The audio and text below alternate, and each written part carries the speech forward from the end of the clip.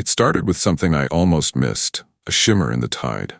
A strange drag on the air, like the breath of some giant beast curling along the ocean's surface. The moon that night felt heavier, not brighter, not closer, just more present, like it had noticed us, and for the first time refused to look away. I remember walking along the shore and hearing the waves breathe differently, slower, deeper, as though responding to some silent call above. And the sky, still vast, still dark, seemed taut, as if something immense had stretched it too far and it might snap. I've always thought of the moon as quiet, gentle, a cold but constant guardian drifting through our nights. But in that moment, I saw something else. Not a satellite, but a force. Not a reflection, but a will. Ancient, tidal, watching. And I began to wonder, what if it wanted more? What if its orbit was never a prison, but a waiting room? What if the moon had teeth? They say the moon formed from a cataclysm, a planet-sized object colliding with early Earth, flinging molten rock into orbit that eventually coalesced into our pale companion. It's always been a story of violence disguised as balance. But orbits decay. Tides grow restless. Gravitational relationships, like all relationships, are delicate things. And now, something had shifted. Astronomers first noticed the wobble, a deviation of less than a millimeter.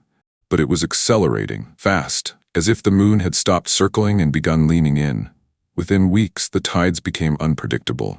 Beaches disappeared overnight, rivers reversed.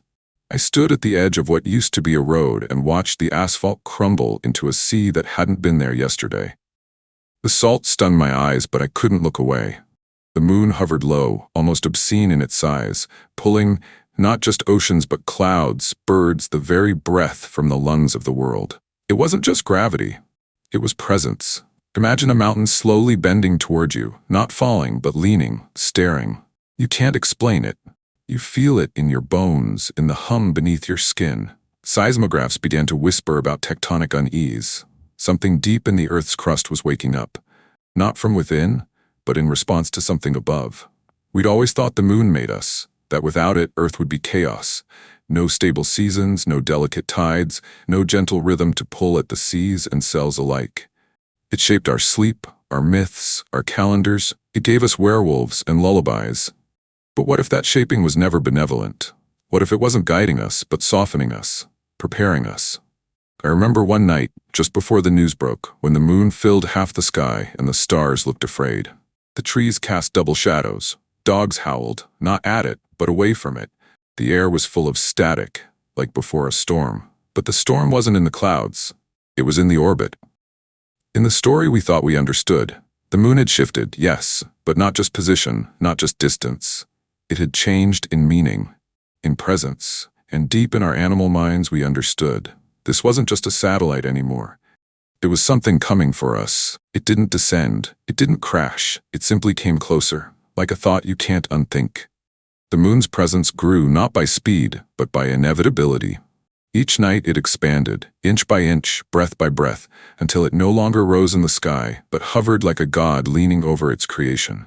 And the earth responded, not with fire, but with water. The tides lost their rhythm first. What had once been the steady inhale and exhale of the ocean turned violent, syncopated, convulsing without warning. Entire coastlines drowned in silence. Cities fell beneath sudden floods that offered no rain, only the pull of a celestial hunger. I remember seeing footage of Venice vanish in a single soundless gulp. One moment, a gondola gliding under golden light.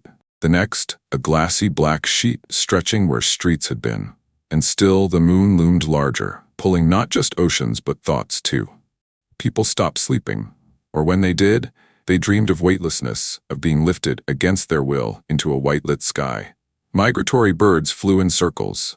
Dolphins beached themselves in lines like offerings. Somewhere near Alaska, a pod of whales swam directly inland and never turned back. We watched helpless as something ancient rewrote the instincts of life. Scientists tried to map it, called it a resonance anomaly, a rare gravitational coupling, but the words felt brittle against what we were seeing. This wasn't physics, it was persuasion, a world being unmade not with violence, but with invitation. I stood once by a wind turbine near the coast, its blades howling louder than usual in the warped air. The breeze had shifted, thicker, wetter, like breathing through wool. Sea foam drifted inland for miles, clinging to fences, rooftops, skin. Beneath it, I could feel the hum of the moon, not a sound, but a sensation. Like being watched by something blind but vast. Curious, close.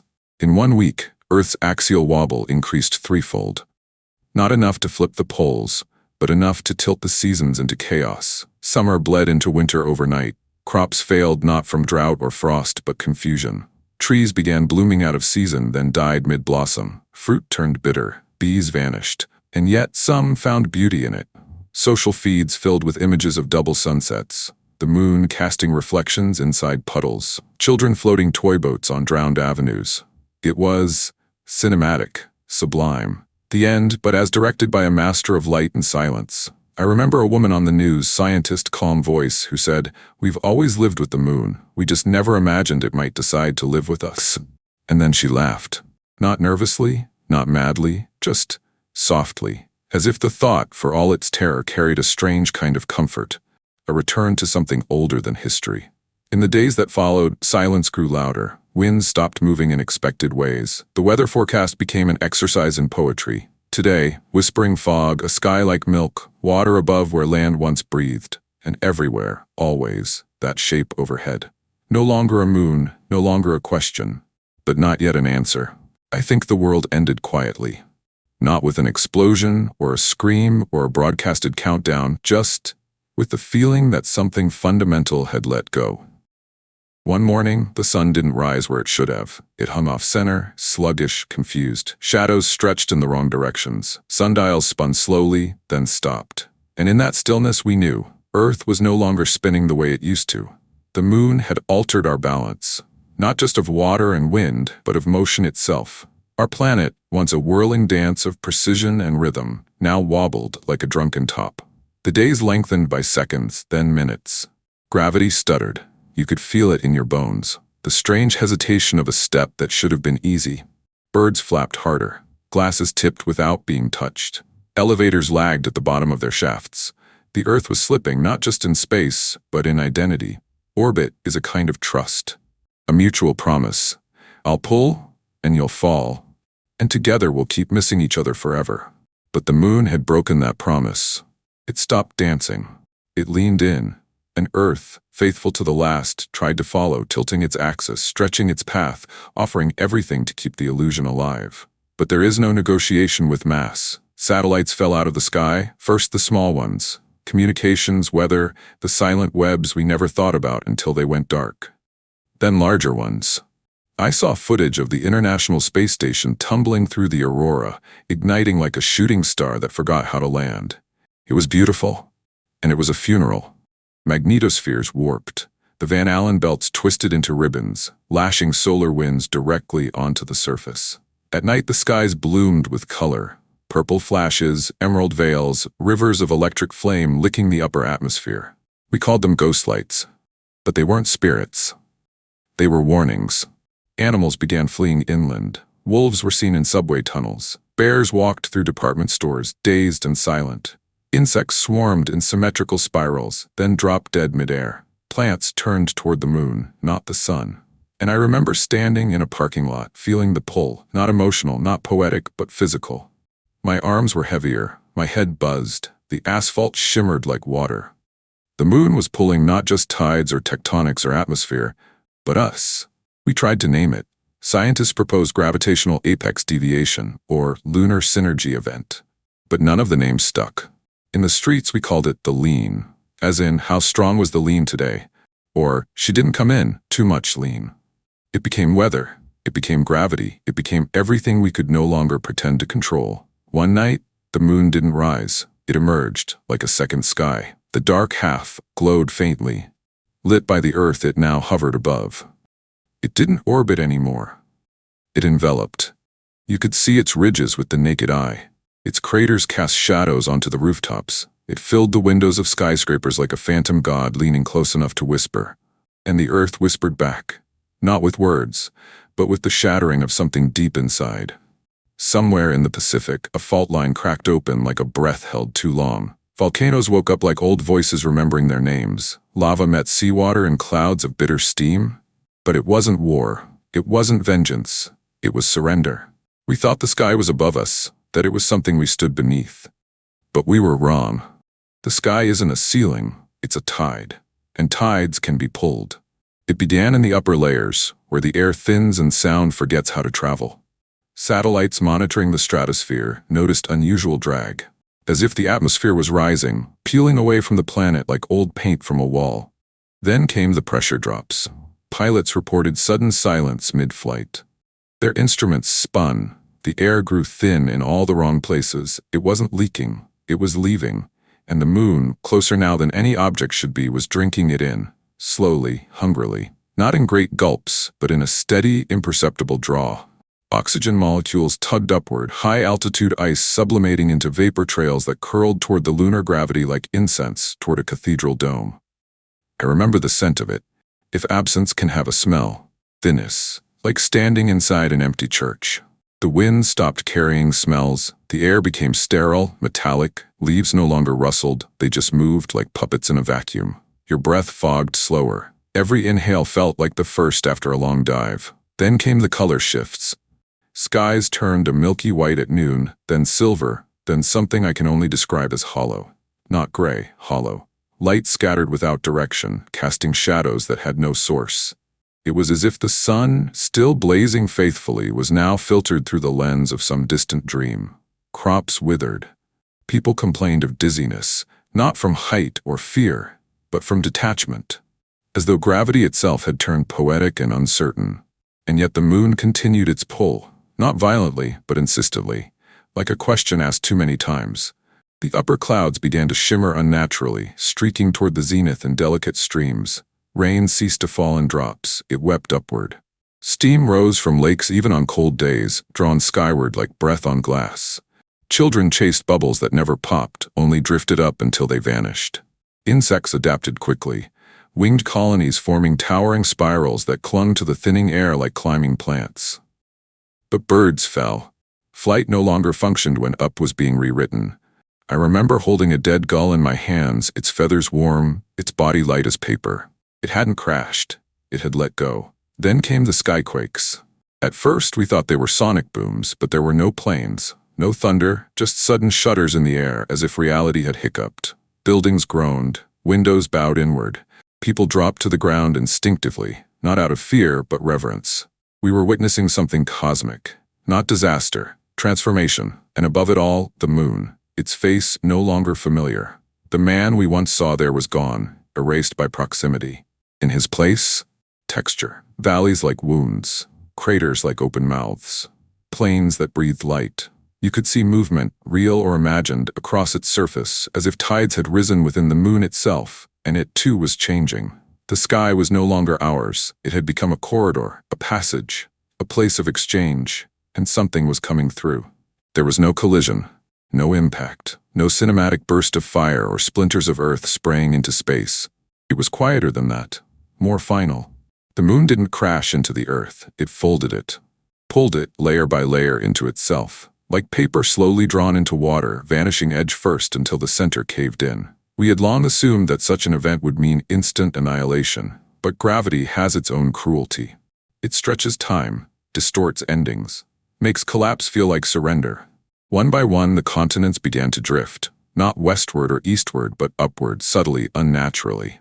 The Himalayas leaned, the Andes curled, and somewhere beneath our feet, magma no longer knew which way was down. I remember watching a live feed from a drone flying over a desert in Morocco. The ground was breathing, slowly. The sand rippled outward in long concentric waves, as if something vast was inhaling beneath it. Then came the uplift. Not an explosion, not a crack, just lift. The earth rising like a raft on a tide you couldn't see, and the moon loomed so large overhead that it was no longer in the sky, it was the sky. Some said the earth was being eaten, others said absorbed. I don't think either is quite right. It was being remembered, reclaimed. The moon, after all, is made of earth. They were one once, long ago, born of the same violence. Perhaps it was just a reunion, a closing of the loop. Cities vanished not by flooding or fire, but by disassembly. Steel and stone and glass rose skyward in trembling spirals, like dust pulled toward a storm. Some buildings held on longer than others. You could see whole blocks flicker, glitches of geometry, before flicking into nothing, gone, as if plucked pixel by pixel from reality. The last human broadcasts came not from Earth, but from orbit, aboard a station that had somehow stabilized between the two bodies. Dancing along the narrowing thread of balance, their voices were calm, detached.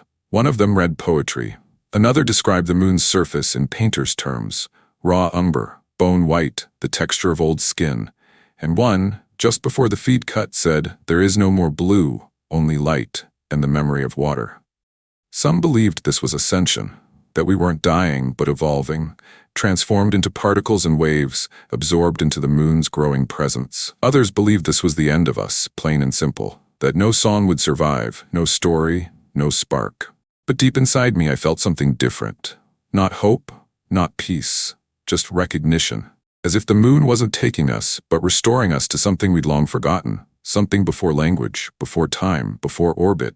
The Earth did not vanish all at once. It unspooled. Oceans first, then clouds, then forests, then mountains, each unraveling like threads from an old tapestry. Until only silence remained, a silence so vast it felt like gravity itself had taken a vow. And then, even that was gone. There is no Earth now. Not in the way we once knew it. No green-blue marble spinning in the void, no swirling storms or crackling auroras, no continents outlined in city light. What remains is something else, something round, vast, quiet. A sphere where once there were two. Not the Earth, not the moon, but a third thing. A monument, a scar, a fusion. I've seen it, what's left from a viewing deck aboard a drifting archive station.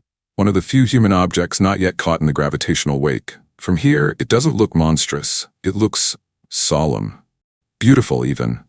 A new celestial body, striated with the molten fingerprints of continents once known, shimmering with faint electromagnetic auroras. Its surface smooth in some places, ruptured in others, fractures like frozen thunderclaps. It does not rotate. It hovers, balanced in a slow spiral, absorbing light in a way neither the Earth nor the moon ever did. A matte pearl surrounded by a faint halo of debris. Our artifacts, our attempts, our satellites and songs, all circling like ghosts too light to land. And yet, something of us remains. Our atmosphere, compressed and thin, still clings to the surface in pockets. And inside those pockets, seeds. Not metaphors, real seeds. Carried upward in the moment of unmaking, trapped in fragments of soil, pressed into craters that now cradle them like cupped hands. And somehow, despite the cold, despite the dark, some have sprouted. Not trees, not flowers, but filaments of green, life, whispering again.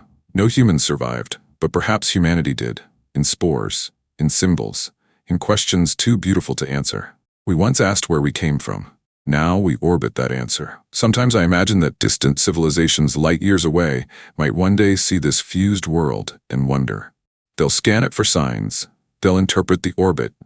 They'll puzzle over the unnatural composition of metals and organics, the uneven crusts, the subtle pulse of radiation. And maybe, just maybe, they'll guess the truth, that this world is a grave and a cradle, that it holds the silence of something vast and once alive. But that's not what haunts me. What haunts me is the sky. Because from here, out past the memory of blue, beyond the reach of tides and clocks, I still see something in the dark, a shimmer, a flicker, a shape, moving slowly, patiently, not a planet, not a star, another moon, or maybe not. Maybe it's just the beginning of another question. What if something else is watching now? What if it was never just us? What if this was only the first eclipse? What if the sky remembers everything we forget? And what if the moon was never the one swallowing us at all?